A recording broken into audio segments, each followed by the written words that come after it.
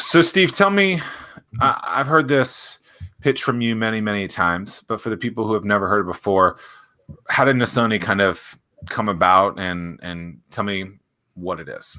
Sure, happy to.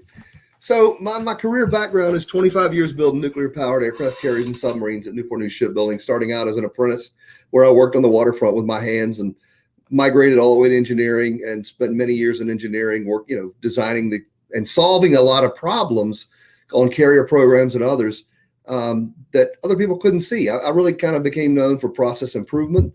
And, when you can't turn that off when you go home. And, I spent the next 11 years helping my wife's company read integration and grow that. But, when I look back at my life, I thought, is this really the legacy I want to leave, that I work for the shipyard and I work for her company? Or is there something bigger, something better I'm destined to do before I'm done, And one day it dawned on me, my wife and I both love Italy. She would like to try the wine there. I'd like to try the pizza. And there's these culinary tours you can take. We were looking at some of those, and I ran across a video of a little girl drinking from what's called a Nasoni in Italy. And what happens is these Nasoni look like a fire hydrant, and they take water. Back in 1874, they were first installed, but they take water from the Apennine Mountains. It flows through the Roman aqueducts up through the Nasoni and out the side on a little tube that hangs down kind of like a big nose. That's why they called it Nasoni. And the water that comes out the bottom, dogs will drink out of and so forth. And you plug the bottom with your hand, just put your hand over it, and it pops out the top like a water fountain. And it's like, wow, genius. Why don't we have this in the bathroom? I always hated sticking my head under the faucet. I don't want to use a glass that gets dirty because of the aerosol effect too. And I didn't find, there wasn't a great solution. And I kept thinking, man, there's got to be a better way. And when I saw that, I said, voila, that's when the moment of inspiration fired inside me, right? I said, let's do this. So I created a prototype just out of parts from Home Depot. I went and bought a fiberglass sink. I bought a faucet and a shutoff valve that I put in place of the aerator, hooked it up to a garden hose, and drilled a hole in the top of the apex of the neck of the faucet. And when I turned it on and I turned the shutoff valve on, it came out of the top just like I expected. And I really liked it, and I thought it was cool, and I showed it to my stepfather at the time, who was 80 years old. And he looked at me and he laughed. He goes, "The heck are you going to do with that?" And I said, well, when you're in the bathroom to rinse, you either got to cup your hands, tilt your head, or use a cup that gets dirty, right? And he goes, no. I said, no, what do you mean no? What do you do? He goes, oh, hell, I just take my teeth out and I throw them in a cup. But I took that as a challenge, to prove that I could actually take this to market and make it happen. And that's pretty much the story of how we got started. How long ago was that, Steve? That was in 2014. The actual day that I made the prototype was New Year's Day, because we were off of work at Newport News Shipbuilding that day. And so I used that day. It was a nice day. The weather was nice. And so I said, you know what, I'm going to go ahead and try this. You watch Shark Tank, right? And you get inspired when you see all the people going on the show. And that fired inside me and said, man, you know what? All the stuff you've done at the shipyard for the Navy and everybody else, do something for yourself. You can do it at home. Let's try it, right?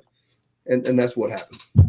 And you've been on the road show, so to speak, ever since then. What's been the most memorable event or pitch experience that you've had in the last 6 years?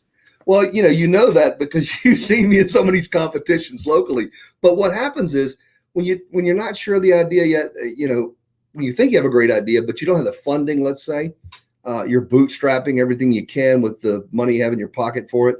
You decide, okay, you know what? Maybe I can win some of these startup competitions, And one of the first ones I won was the Get Started Hampton Roads in 2015, sponsored by Cox Media and Inc. magazine.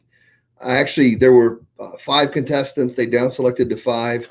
And I actually won not only the judge's favorite for $10,000 in cash and prizes, I also won the audience favorite for a $250 American Express gift card. The cool thing about that was it let me take that next big step. And, I've been reading, I read every inventor handbook you could find. One of them was the Mom Inventor's Handbook, from Tamara Monosoff. And I'm like, mom inventor. I'm not a mom inventor, but you know what? I'm going to read everything I can to learn everything I could to try to be successful. And in there, she had referenced a guy in Maine that did prototypes. So I reached out to him and I used that winnings up from that show to build the first prototype. And then I took that and there was a show called Steve Harvey's Thunderdome that was happening at the time. And I made a video again in the driveway of my yard and had the faucet on. I demonstrated it, and I submitted the video. And lo and behold, man, I was accepted to get on Thunderdome. That was so cool because I fly out to California. They paid the way. And the great thing, they put me in a hotel, and I went a couple days early so that I could practice in my hotel room. And anyway, you get on stage, and I'm on stage with Steve Harvey, and I love Steve Harvey. What an awesome guy, right? And you got another entrepreneur. It's two I guess podiums rather, and our products are there on the podium, and Steve Harvey's in the middle, and he goes over to the other guy first. That guy gives his pitch. He gets done. He comes over to me. I give my pitch.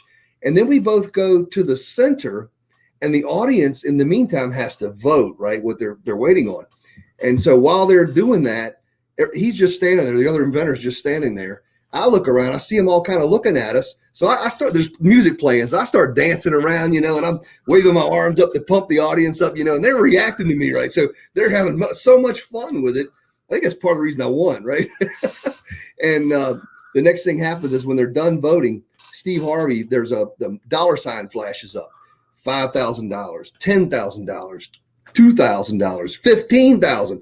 And what happens is you can push a button and cash out if you think you lost and take that money and no questions asked, you're done, So even if it's over and you won, you don't get that. You get what you pushed the button for.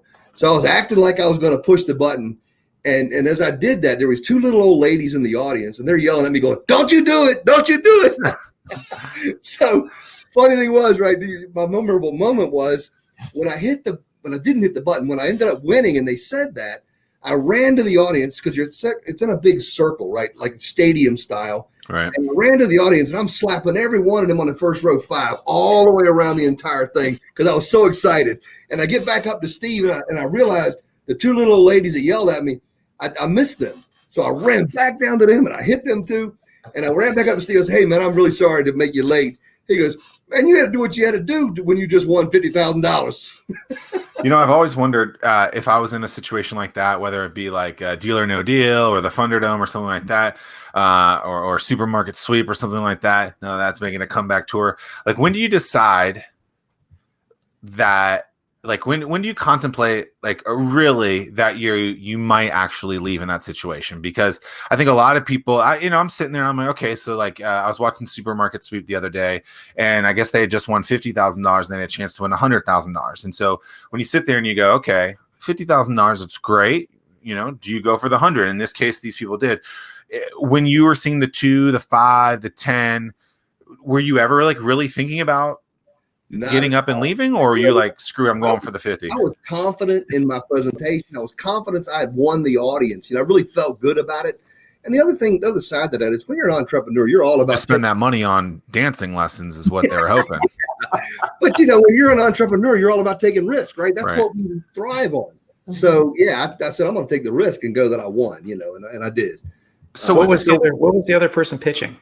Yeah, he had actually a nasal mask that he had already designed, packaged, and everything that would eliminate the need for using Dristan and stuff like that. That was healthier. It was a heated mask that you put on.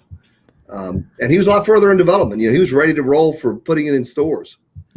But he was no Steve Waddell. So